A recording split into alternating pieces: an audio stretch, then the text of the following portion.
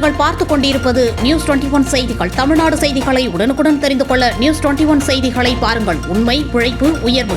கேரள மாநிலம் திருச்சூரில் கடந்த 27ஆம் தேதி 3 ATMகளில் பணத்தை கொள்ளையடித்து தமிழகம் நோக்கி வந்த ஹரியானா மாநிலத்தை சார்ந்த கொள்ளை கும்பலை நாமக்கல் மாவட்ட காவல்துறையினர் வெப்படை அருகே சுற்றி வளைத்து பிடித்தனர்.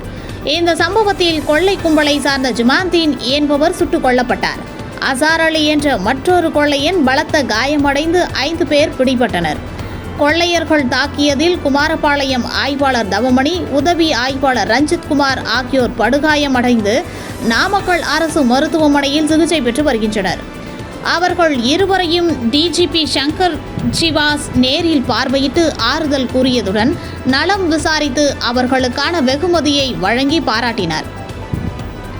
இதனைத் தொடர்ந்து நாமக்கல் மாவட்ட காவல் அலுவலகத்தில் மாவட்ட காவல் கண்காணிப்பாளர் ராஜேஷ் கண்ணன் மற்றும் 3 துணை கண்காணிப்பாளர்கள் உட்பட 23 பேருக்கு பாராட்டு சான்றிதழ்கள் மற்றும் வெகுமதியை வழங்கினார். நியூஸ் 21 செய்திகளுக்காக நாமக்கல் மாவட்ட செய்தியாளர் சதீஷ்குமார்.